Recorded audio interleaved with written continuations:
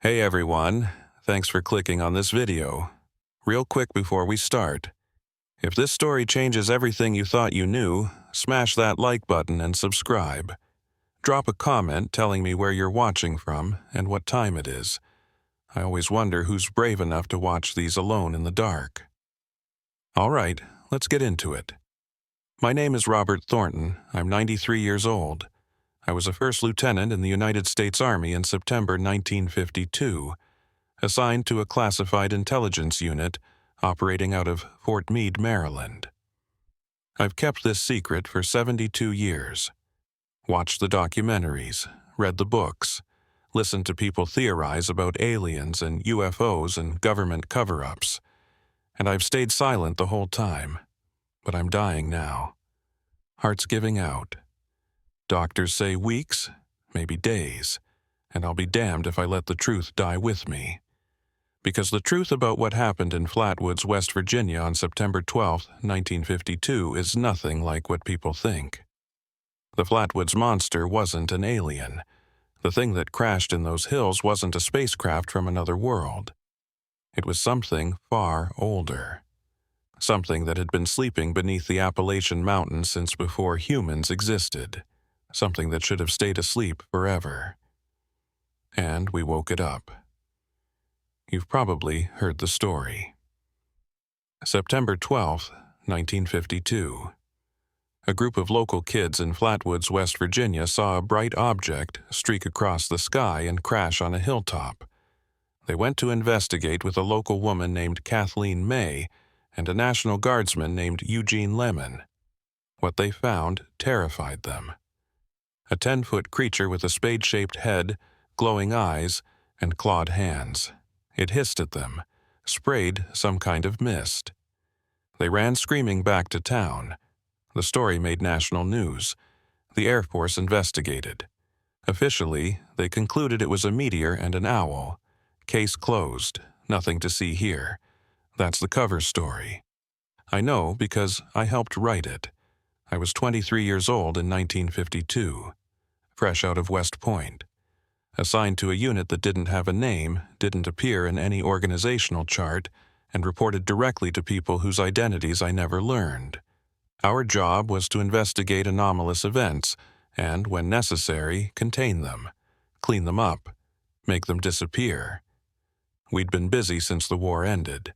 Foo Fighters over Germany, ghost rockets in Scandinavia, the Roswell incident in '47. Every few months, something happened that couldn't be explained, and we were sent to make sure it stayed unexplained.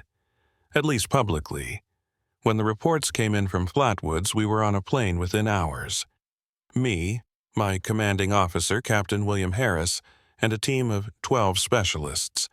Scientists, weapons experts, a doctor, men with skills that suggested someone thought we might need them. We landed at a small airstrip in Elkins, West Virginia around 0200 on September 13th, less than 12 hours after the sighting. Trucks took us to a staging area outside Flatwoods. The whole town was maybe 300 people. Word traveled fast. By the time we arrived, half the county knew something strange had happened on that hill. Captain Harris gathered us for a briefing. He was a hard man. Korea veteran. 2 silver stars. Not someone who spooked easily. But that night, in the back of that truck, I saw something in his eyes I'd never seen before. Uncertainty. "Gentlemen," he began, "at approximately 19:15 hours yesterday evening, multiple witnesses observed a luminous object descend from the sky and impact on a hilltop approximately 1 mile southeast of this location. A group of civilians subsequently investigated and encountered an entity of unknown origin. The entity was described as approximately 10 feet in height, with a distinctive head shape and luminous eyes. It reportedly emitted a noxious spray that caused respiratory distress in the witnesses." He paused, looked at each of us. "Our mission is to locate this entity, determine its nature, and contain it if possible. Lethal force is authorized if necessary. We have approximately 4 hours until sunrise. I want that hilltop secured and whatever's up there in our custody before the sun comes up and every reporter in America descends on this town. Questions? Private First Class Danny Morrison raised his hand.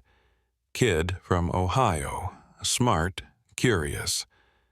Sir, do we have any idea what we're dealing with? Hostile foreign technology? Soviet experiment?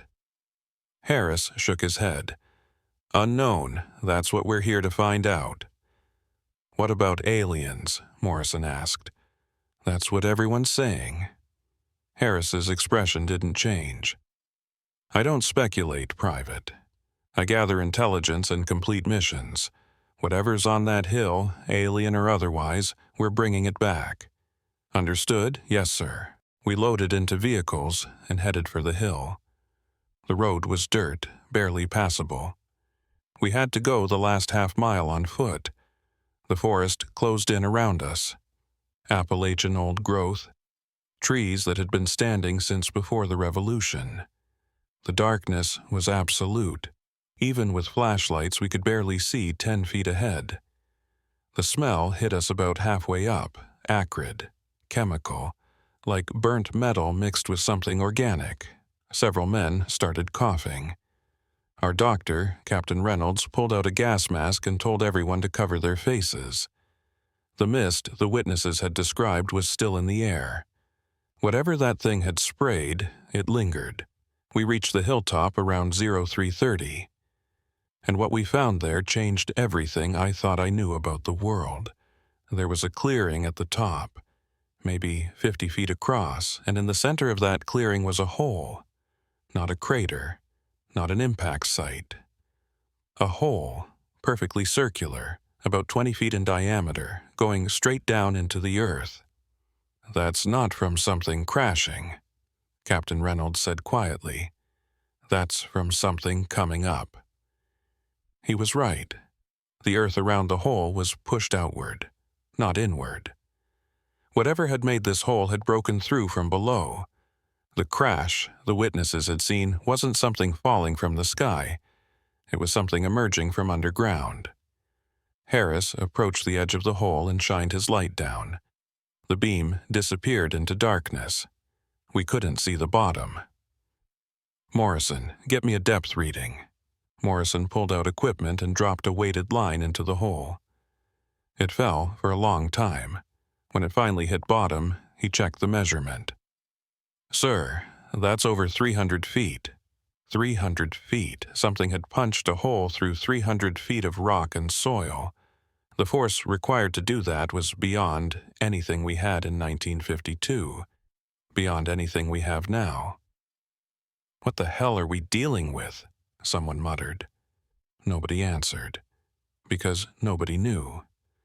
We searched the surrounding area, found broken trees, disturbed vegetation, and tracks. Not footprints exactly, more like drag marks. Something heavy had pulled itself out of that hole and moved through the forest. The trail led east, deeper into the mountains. Whatever it is, it's mobile, Harris said. We follow the trail. Stay tight, stay alert. If you see anything at all, you report it immediately. We moved into the forest following the trail of destruction. The creature had carved a path through the trees. Broken branches, gouged bark. It wasn't trying to hide. Maybe it didn't know how. Maybe it didn't care. The deeper we went, the stranger things got. My compass started spinning. Wouldn't settle on a heading. Our radios filled with static. One of our flashlights exploded for no reason. Just burst in a man's hand. Cut him up pretty good. Electromagnetic interference, Reynolds said. Whatever this thing is, it's putting out energy, disrupting our equipment. What kind of creature puts out electromagnetic energy? I asked. Reynolds looked at me. In the dim light, his face was pale. I don't know, but it's not anything in my medical textbooks. We kept moving.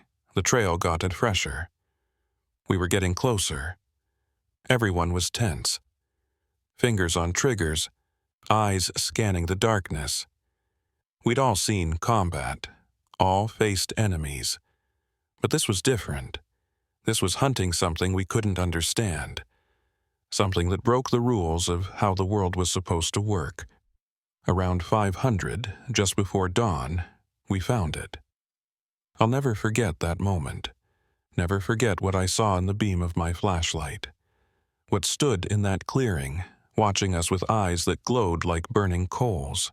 It was tall, 10 feet at least, maybe more. Its body was dark, almost black, and it seemed to absorb the light rather than reflect it. The head was the shape everyone had described, like a spade, like an ace of spades. But that wasn't its face. That was a hood, some kind of covering or growth around its actual head. The eyes were beneath the hood, 2 points of orange-red light that tracked our movements with unmistakable intelligence. Its body was wrong, not bilateral like humans or any animal I'd ever seen. It had too many limbs, arms that branched and split. Some of them ended in claws, others in something like hands. It floated. That's the only word for it. It wasn't standing on the ground. It was hovering a few inches above it, perfectly still. And it was looking at us, evaluating us, deciding something. "Nobody move," Harris whispered. "Nobody fire." We stood frozen, 12 men with rifles and pistols and all our training and experience, frozen in place because something about that thing made it impossible to move. Some kind of field, some kind of projection. I could feel it pressing against my mind, telling me to stay still, to wait. The creature made a sound, not the hiss the witnesses had described, something else, a vibration that I felt more than heard. It went through my whole body, made my teeth ache, made my vision blur. Then it moved, drifted toward us, slow and deliberate, getting closer. "Sir," Morrison whispered, his voice cracking. "Sir, what do we do?" Harris didn't answer. He was staring at the creature with an expression I'd never seen on him. Terror, pure terror. The creature stopped about 20 feet away. Those burning eyes swept across our group, stopped on me, looked at me, into me. I felt it inside my head, felt it going through my thoughts, my memories, learning who I was, what I was. It was ancient, that was the overwhelming impression, not alien, not from another world. Old. Older than anything should be, older than the mountains, older than the continents. Something that had existed before life as we knew it, before evolution, before everything, and it had been sleeping for eons in the depths of the earth. Until something woke it up. Images flashed through my mind. Not my memories. Its memories. Impressions that didn't translate to human concepts. Darkness, pressure, time, endless time. And then, something disturbing the darkness. Something breaking through. Sound, vibration, disruption. The nuclear tests. We'd been testing atomic bombs for 7 years by then. Nevada, the Pacific, dozens of explosions. Each one sending shockwaves through the Earth's crust. Vibrations that traveled through rock for thousands of miles. The creature had felt them. In its sleep, in its dreams, it had felt the Earth shaking with energies that hadn't existed since the planet was young. And it had woken up, broken through 300 feet of rock to find out what was happening to its world. It wasn't attacking us. It wasn't hostile. It was confused, disoriented. It had been asleep for millions of years, and now it was awake and everything was different. The world it remembered was gone, and in its place were these small, strange creatures with their noise and their lights and their weapons. Us. I understood all of this in maybe 5 seconds. Felt it pour into my mind from that thing's consciousness. A lifetime of impressions compressed into a moment of contact. Then it pulled back. The pressure released. I stumbled. gasped for air, looked around and saw my teammates doing the same. It had touched all of us, shown all of us what it was. "Captain," I said, my voice shaking. "Captain, I don't think it's hostile. I think it's just—" I never finished the sentence, because that's when Morrison panicked. That's when he raised his rifle and fired. The shots echoed through the forest. 3 rounds hit the creature center mass. I saw the impacts, saw pieces of it break away, and then I saw it respond. The glow in its eyes intensified. The air around it began to vibrate. It made that sound again, but louder, more intense. Pain lanced through my skull. I fell to my knees. The creature moved, fast, faster than anything that size should be able to move. It was among us before anyone could react. Arms lashing out, claws finding flesh, screaming, gunfire, chaos in the darkness. I saw Morrison lifted off the ground, saw the creature's claws close around him, saw his body bend in ways a body shouldn't bend. Then he was flying, thrown through the air. He hit a tree and didn't move again. More gunfire. Men shooting blindly in the darkness, hitting each other as often as they hit the creature. I felt a round buzz past my ear. Felt someone's blood spray across my face. "Fall back!" Harris was screaming. "Fall back! Get to the vehicles!" We ran. Those of us who could still run crashed through the forest. Branches tearing at our faces, roots catching our feet. The creature behind us. I could feel it. Feel its anger, its pain. It had tried to communicate, tried to understand, and we'd shot it. I ran until I couldn't run anymore, until I burst out of the forest and found myself on the road where our vehicles were parked. Other survivors staggered out after me. Not many. I counted heads. There'd been 12 of us. Now there were 5. Harris, Reynolds, me, Private Cooper, Sergeant Mendez, 5 men out of 12. The rest were still on that hilltop, dead or dying, because Morrison had gotten scared and pulled the trigger. We stood there in the gray light of dawn, panting and bleeding and staring at each other with the knowledge of what we'd just experienced, what we'd just lost. "What do we do?" Cooper asked. He was barely keeping it together. "Sir, what do we do?" Harris looked back at the forest. His face was gray, old. He'd aged 10 years in the last hour. "We call it in," he said. "We get reinforcements, and we go back up there." "Go back?" Mendez said. "Sir, that thing killed 7 men. 7 men in about 30 seconds. Going back up there is suicide. We have a mission, Sergeant. That thing needs to be contained. Whatever it takes. Whatever it takes. Easy words. Hard to back up when you've just watched a creature tear through trained soldiers like they were nothing. But Harris was right. We had a mission. That thing was loose in the mountains. Scared, angry, dangerous. If it found its way to a town, to civilians, the casualties would be catastrophic. We had to stop it, even if it killed us. I looked back at the forest. Somewhere up there, the creature was waiting. An ancient being from beneath the earth, something that had been sleeping since before the dinosaurs. And we'd heard it, made it angry.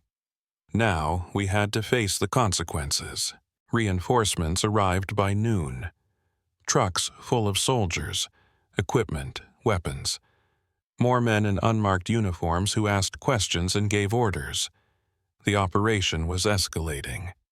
Whatever we'd encountered on that hilltop, the people above us were taking it seriously. The new commanding officer was a colonel named Marcus Webb. No relation to any Webb I'd known before, but the name would stick with me. He was old-school Army, Korea, World War II before that. The kind of officer who'd seen everything and wasn't impressed by anything.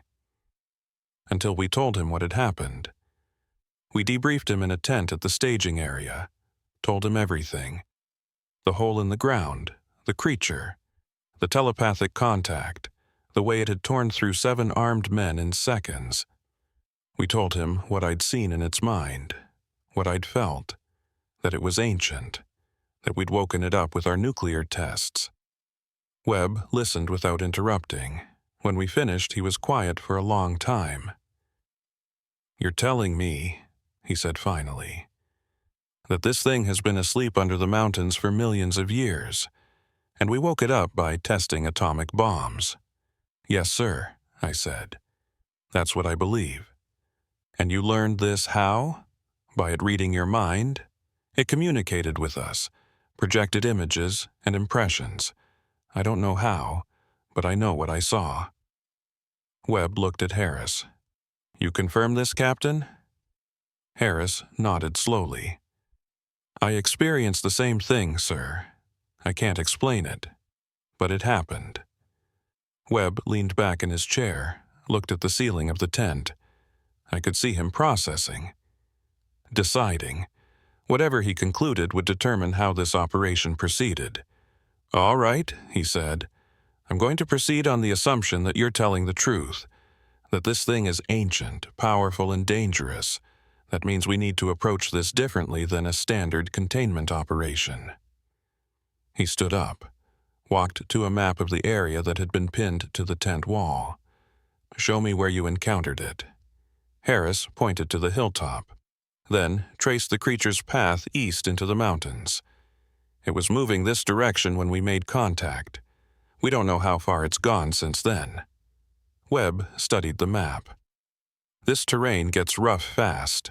Canyons, caves, hundreds of square miles of wilderness.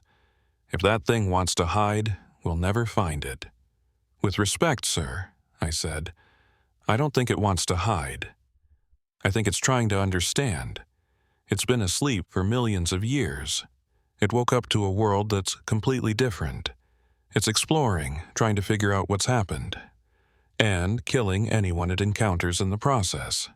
It only became violent after we shot it. Before that, it was trying to communicate." Webb looked at me. His expression was unreadable. "Are you suggesting we try to talk to it, Lieutenant?" "I'm suggesting that if we go in shooting, we'll end up like the first team. That thing is faster and stronger than anything we can throw at it. Direct assault won't work." "Then what do you propose?" I didn't have an answer. I wasn't a tactician. Wasn't even sure what we were dealing with.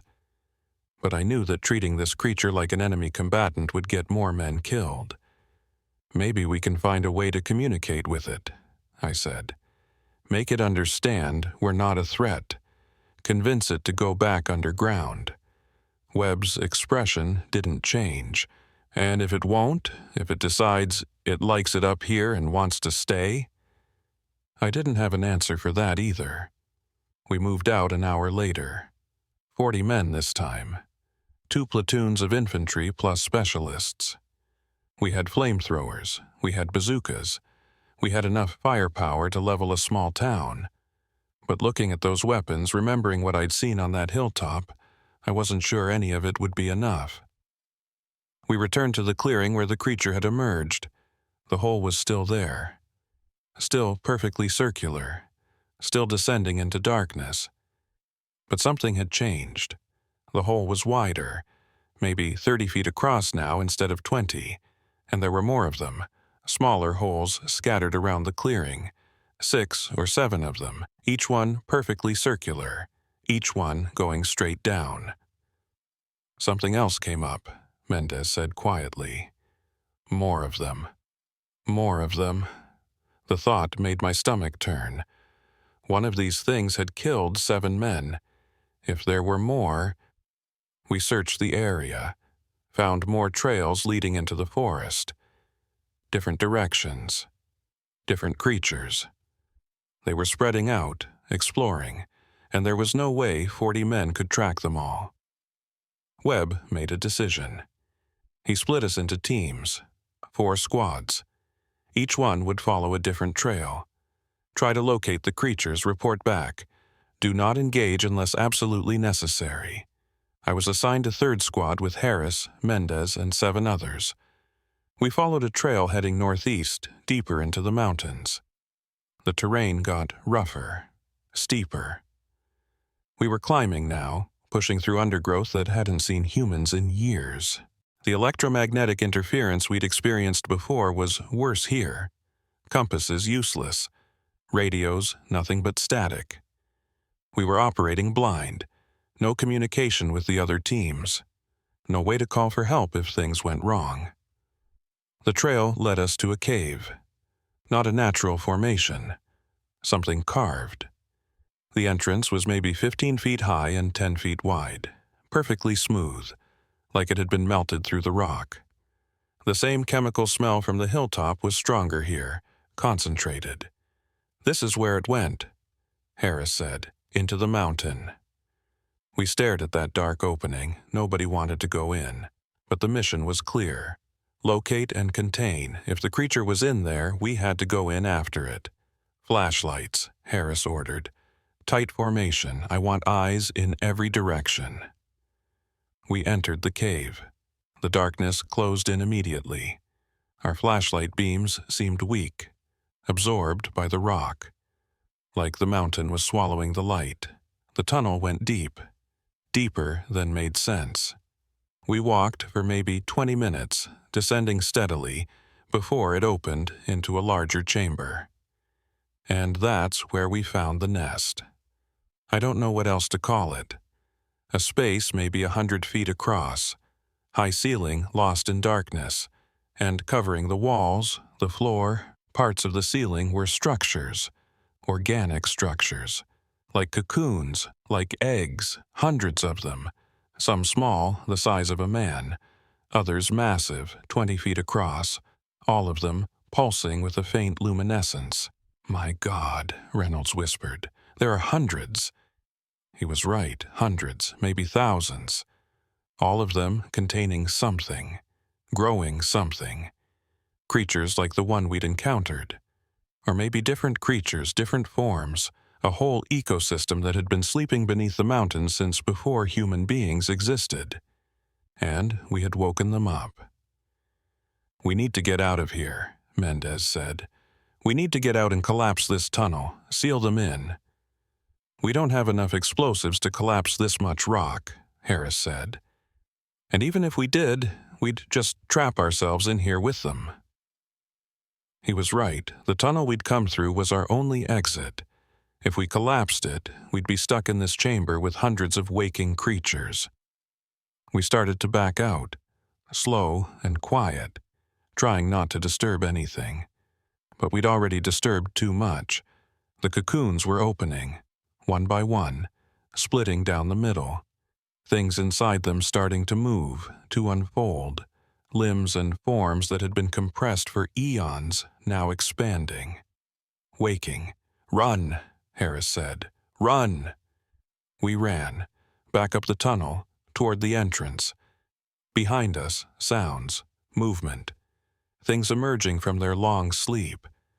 Things that would be angry and confused and dangerous. We burst out of the cave into daylight, kept running. Put as much distance between us and that entrance as we could. Found cover behind rocks and trees, turned back. Waited. For a long moment, nothing. Just the dark mouth of the cave, silent. Then they emerged. Not one creature. A dozen. Different shapes. Different sizes. Some like the one from the hilltop. Others completely different. Quadrupeds. Things with wings. Things I couldn't even describe because they didn't match anything in human experience. An entire ecology of ancient beings coming out into a world that had forgotten they existed. They spread out from the cave entrance. Some went into the forest. Others took to the air. One of the larger ones, something that looked like a cross between a spider and a scorpion but the size of a truck, started climbing up the mountainside. They weren't attacking us. They weren't even paying attention to us. They were just leaving, dispersing into the world. "What do we do?" Cooper asked. His voice was barely a whisper. "Captain, what do we do?" Harris didn't answer. He was staring at the creatures with an expression of complete defeat. We'd been sent to contain one creature. Now there were dozens. Spreading out across the mountains, heading for towns and cities and millions of unsuspecting people. We'd failed completely, utterly, but it got worse, because that's when we heard the gunfire. Distant, coming from the direction of another squad. Automatic weapons, then screaming, then silence. "That's First Squad," Mendez said. "They made contact." More gunfire, from a different direction. Second Squad, then Fourth. All across the mountains our teams were engaging the creatures, and from the sound of it, they were losing. Harris grabbed the radio, tried to reach the other squads. Nothing but static. Tried to reach base. Nothing. We were on our own. 40 men scattered across miles of wilderness, facing dozens of ancient creatures that had just woken from a million-year sleep. With no communication, no coordination, no chance. "We need to regroup," Harris decided. "Get back to the staging area, link up with anyone else who made it." We moved out, heading back the way we'd come. But the terrain was different now. Trails we'd followed were blocked. Trees knocked down. Rocks displaced. The creatures had been through here, changed the landscape, and they were still around. We saw them in the trees, in the sky, watching us, following us, not attacking, just observing, like they were curious, like they were studying us the way we'd tried to study them. Around 1600 hours, we found what was left of Second Squad. They'd made a stand in a clearing. Firing positions dug in, shell casings everywhere. They'd put up a fight, but it hadn't been enough. 8 men, all dead. Some from the creatures, others from each other. Friendly fire in the chaos, weapons still gripped in dead hands, faces frozen in expressions of terror. Cooper vomited. I almost did too. These weren't just casualties. These were men I knew, men I'd trained with, men I'd played cards with at Fort Meade. Now they were just bodies in a clearing, killed by things that shouldn't exist. "We can't win this," Mendez said. He was stating a fact, not panicking, just recognizing reality. "Whatever we're facing, we can't beat it, not like this." "We don't have a choice," Harris said. "We keep moving, we get to base, we call for more support." What support? What do we have that can stop these things? Nothing we've done has slowed them down. They're faster, stronger, and there are too many of them. We need to fall back, get civilians evacuated, and figure out another approach. Harris was quiet, looking at the bodies, processing. "He's right, sir," I said. "Direct combat isn't working. We need to try something else." "Like what?" Harris asked. "What else is there?" I thought about the creature on the hilltop, the one I'd made contact with. It had been confused, curious. It hadn't attacked until we shot it. Maybe there was still a chance to communicate, to make them understand that we weren't enemies, that they needed to go back underground. Or maybe that was naive. Maybe these things were simply predators who'd been asleep for too long and were now hungry. Maybe there was no reasoning with them, no communicating, just killing. But we had to try something, because what we were doing wasn't working. "We need to find the original creature," I said. "The one from the hilltop.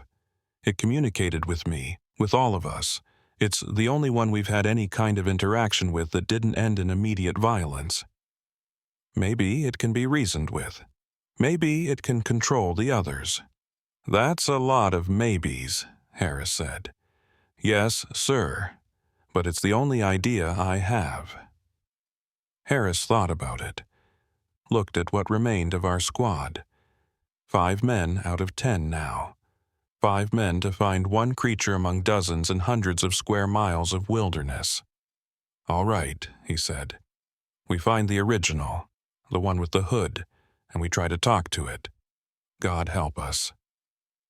We moved out, heading for the original hilltop, hoping the creature that had started all this was still in the area, hoping it would listen, hoping we could end this before more men died, hoping we weren't already too late. We made it back to the original hilltop around 1800 hours.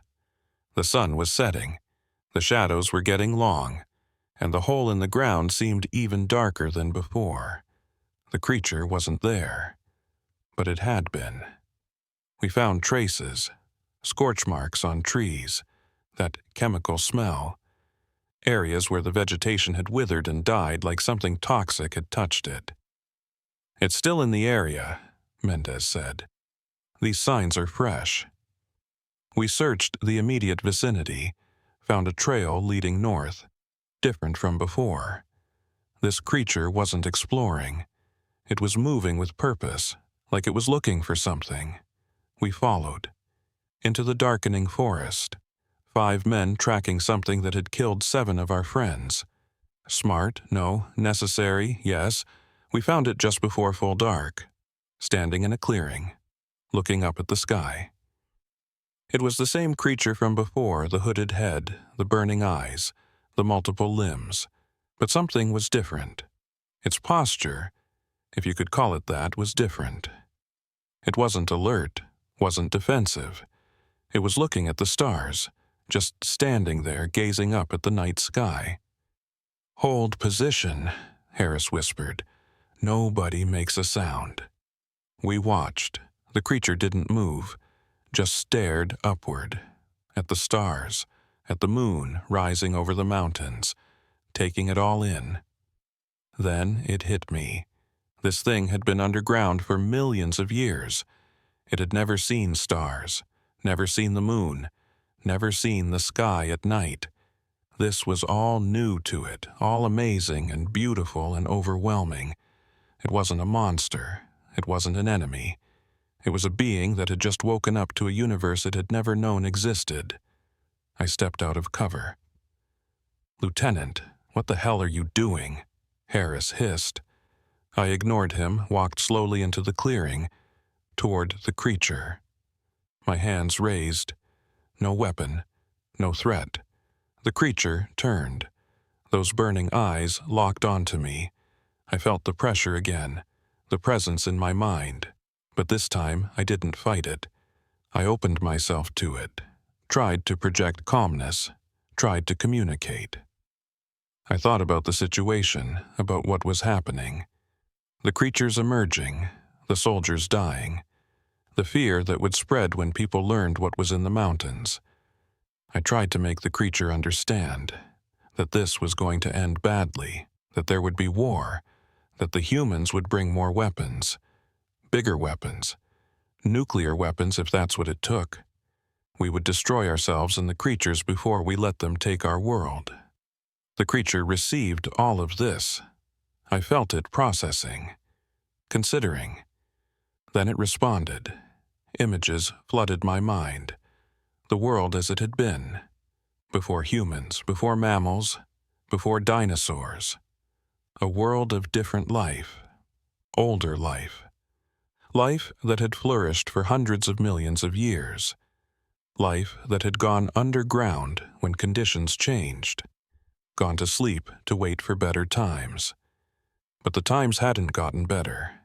The times had gotten worse. The world had been inherited by the small and the warm-blooded and the afraid. By creatures that didn't understand, that feared what they couldn't control, that destroyed what they didn't create. The ancient beings had slept through it all, through the rise of the dinosaurs and their fall, through the ice ages and the warming periods, through the evolution of humans and all their noise and violence and chaos, and now they were awake. And the world they'd known was gone, replaced by something smaller, weaker, but also more numerous and more dangerous. The creature showed me what would happen. If they stayed, If they tried to live on the surface? War, destruction, extinction. Maybe of the ancient beings, maybe of humans, maybe both. Nothing good would come from the two species sharing the world. But going back underground meant giving up, returning to the darkness, the sleep, never seeing the stars again. The creature looked at me with those burning eyes, and I understood the choice it was facing, the impossible choice. Stay and fight for a world that had moved on without them, or return to the depths and surrender the surface forever. I thought about what I would do if I'd been asleep for millions of years, if I'd woken up to find my world gone. Would I fight? Would I surrender? Would I rage against the injustice of it all? Or would I accept that some things couldn't be changed, that some battles couldn't be won? I didn't have an answer, didn't know what I would do, but I knew what I wanted the creature to do, what I needed it to do. I projected that need, as clearly as I could. Please, go back. Take your kind back underground. Let us have the surface. Let us live our small, brief, violent lives without knowing what's beneath our feet. Let us have our illusions. The creature considered. For a long moment it just looked at me, those ancient eyes weighing my request against everything it had lost, everything it would never have. Then it made a sound, that vibration I'd felt before, but different this time. Not a weapon, a call, a signal. All across the mountains, other sounds answered. The creatures that had dispersed, that had been exploring and hunting and experiencing the surface world for the first time, they were responding, coming back. The original creature turned away from me, started moving toward the hole it had emerged from, going back underground, going back to sleep. I watched it go, watched the other creatures emerge from the forest and join it, dozens of them, different shapes and sizes, an entire ecosystem of ancient beings surrendering the world they'd once owned. One by one, they disappeared into the hole, into the darkness, into the depths where they would sleep again. Maybe forever. Maybe until the next thing woke them. The original creature was the last to go. It stopped at the edge of the hole, looked back at me. Those burning eyes held something I hadn't seen before, sadness. Then it was gone, down into the darkness, and I was alone in the clearing. Harris and the others emerged from cover, stood beside me, looking at the empty hole. "Did you do that?" Harris asked quietly. "Did you make them leave?" "I asked them to," I said. "I don't know if that's why they left. Why would they listen to you?" I thought about it. I think they were looking for a reason to go back. They'd seen the world, seen what it had become, and they knew there was no place for them here anymore. They just needed someone to tell them it was okay to let go. Harris was quiet, processing. "What now?" Mendez asked. "Now we make sure that hole is sealed," Harris said. "Permanently. And we make sure nobody ever knows what was down there." The cover-up began that night. More teams arrived. Engineers, demolitions experts. The hole was filled with concrete and rock, tons of it, enough to seal it for centuries. The smaller holes were sealed too. The cave we'd found with the nest, every opening we could locate. We buried them, closed them off, tried to make sure nothing else would come up and nothing would go down. The official story went out within days. A meteor, an owl, mass hysteria. The Air Force investigation concluded there was nothing anomalous in Flatwoods, West Virginia. Just scared civilians who'd let their imagination run wild. The witnesses were discredited. Kathleen May, Eugene Lemon, the kids who'd seen the creature, They were treated like fools, like attention seekers. Their story became a joke, a punchline, something for UFO enthusiasts to argue about while the rest of the world laughed. We did that. Me and Harris and the men who survived. We discredited good people to protect a secret they should never have been burdened with. We made them look like liars and idiots so that nobody would dig deeper. Nobody would find out what was really under those mountains.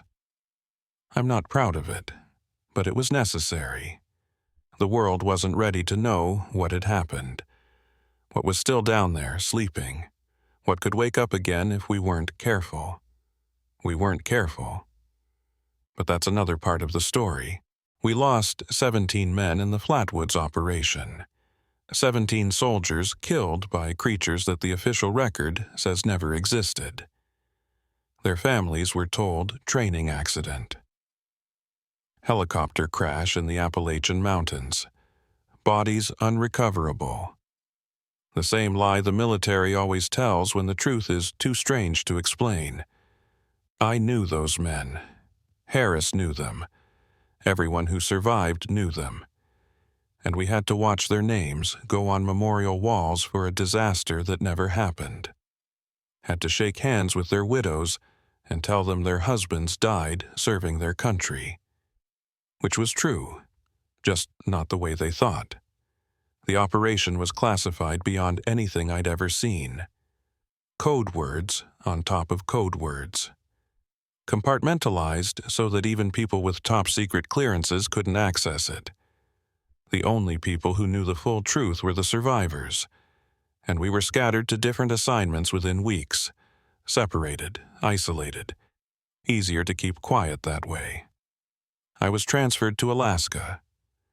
Spent the next 3 years at a radar station above the Arctic Circle, watching for Soviet bombers that never came. It was purgatory, punishment for knowing too much, but it was also protection. The people above me wanted to make sure I didn't talk. Hard to spill secrets when the nearest civilian is 500 miles away. Harris went to Germany, then Korea for a second tour, then Vietnam as an advisor in the early days. He kept getting sent to places where he might get killed.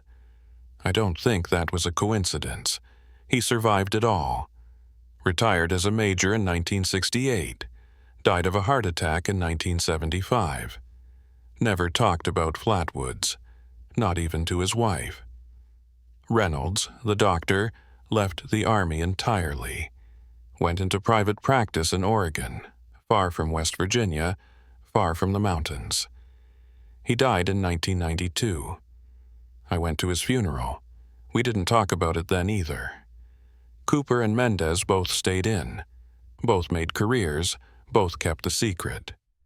Cooper passed in 2001, Mendez in 2010.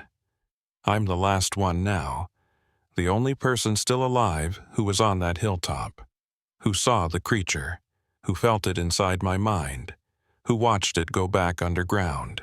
72 years of keeping silent. 72 years of watching people speculate about UFOs and aliens and government cover-ups. Listening to them get it wrong. Again and again. The Flatwoods Monster is a cultural phenomenon. T-shirts and festivals and documentaries. All of it based on a lie. The creature wasn't an alien, wasn't from another world. It was from this world. It was here before us, before everything we know, and it's still here, still sleeping, waiting. That's the part that scares me. That's the part that's kept me up at night for 72 years. We didn't kill them, we didn't drive them away, we just convinced them to go back underground, to sleep a little longer. And in exchange, we sealed up the holes and promised to leave them alone. But we didn't leave them alone. The nuclear testing didn't stop after Flatwoods. It increased. The 1950s were the peak of atmospheric testing. Dozens of bombs every year, each one sending shock waves through the earth, each one disturbing the things sleeping below. There were other incidents, other awakenings. I learned about some of them over the years, through back channels, classified reports that were never supposed to see daylight. Things came up in Nevada after particularly large tests. Things came up in the Pacific, in Siberia, every place where we or the Soviets set off nuclear weapons. Something stirred in the depths. Most of them were contained, killed or driven back underground. The operations were smaller than Flatwoods, more targeted. The government had learned from our disaster. They developed protocols, weapons that actually worked against these things, teams that were trained specifically to handle them, but they couldn't stop the awakenings, only respond to them. And every response was a reminder that we were poking something that should be left alone, something that had been sleeping peacefully until we started splitting atoms above its head. The Limited Test Ban Treaty in 1963 helped. No more atmospheric tests. Everything underground after that. The shock waves were contained, dampened. The awakenings became less frequent. Eventually, they seemed to stop altogether, but the creatures were still there, still sleeping, still aware on some level of what was happening above them, and still capable of waking up if we disturbed them enough. I think about that sometimes. What would it take? What level of disturbance would bring them all to the surface? Not one creature, not a few dozen, but all of them, the entire ecosystem that I saw in that cave. Thousands of ancient beings emerging across the world at once. It would be the end of human civilization. Maybe the end of human existence. We think we're the dominant species on this planet. We think we're in control, but we're just tenants, living in the upper floors of a building whose basement is occupied by the original owners, and the original owners are just sleeping. Not gone. Sleeping.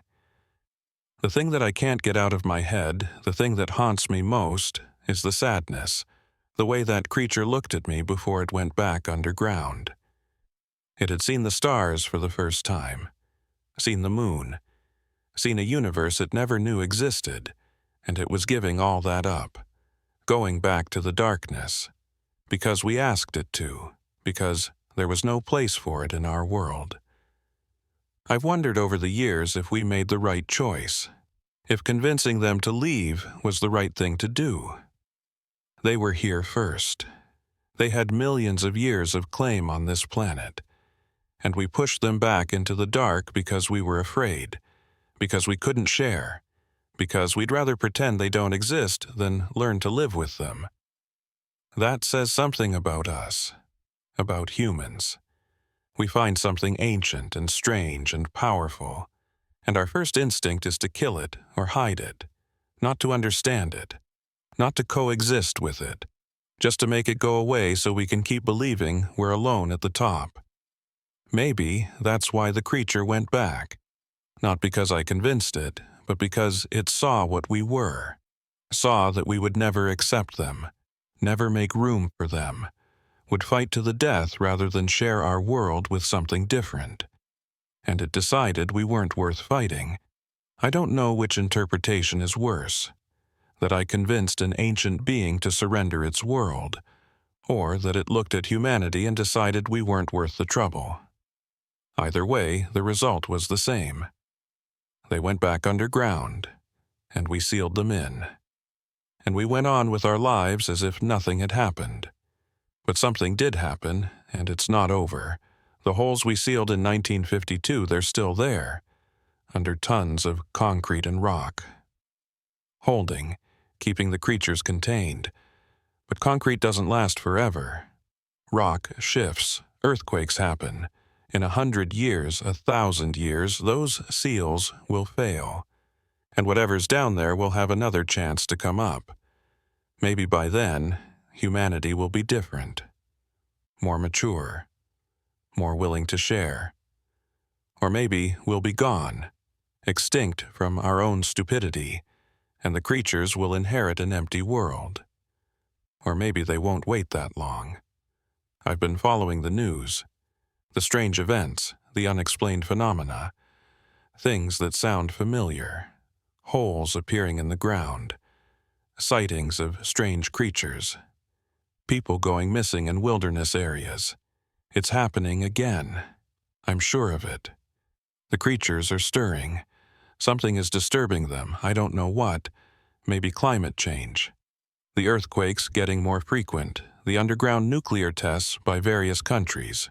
Or maybe they're just done sleeping, ready to try again.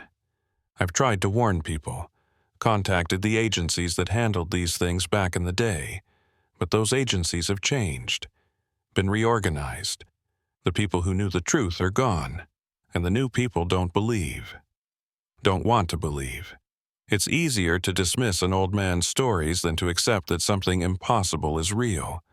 So I'm telling you, whoever's listening, whoever's reading this transcript, the Flatwoods Monster was real. The creatures beneath the mountains are real, and they're still there. Watch for the signs. Holes in the ground. Electromagnetic disturbances, animals behaving strangely. The smell. That chemical smell like burnt metal and something alive. If you experience any of that, get away. Get far away. And tell someone, even if they don't believe you. Because when they come up again, and they will come up again, it's going to make Flatwoods look like nothing. We woke up one creature in 1952. The next time it might be thousands, millions. Every ancient being that's been sleeping beneath the surface since before the dinosaurs. And this time, they might not go back. I'm 93 years old. I've got weeks left, maybe days. I won't be here to see what happens next. Maybe that's a mercy. I've spent my whole life knowing what's underneath us, feeling the weight of that knowledge. It would almost be a relief to put it down. But I can't put it down, can't let the truth die with me. Because the truth is the only protection we have. If people know what's down there, maybe they'll be more careful. Maybe they'll stop poking the earth with their bombs and their drills and their fracking operations. Maybe they'll let the creatures sleep a little longer. Or maybe it doesn't matter. Maybe they're going to wake up no matter what we do. Maybe our time on the surface is almost over, and we don't even know it. The creature I communicated with in 1952, the one with the hooded head and the burning eyes, it showed me something at the very end, right before it went back underground. A vision of the future. Or maybe just a possibility.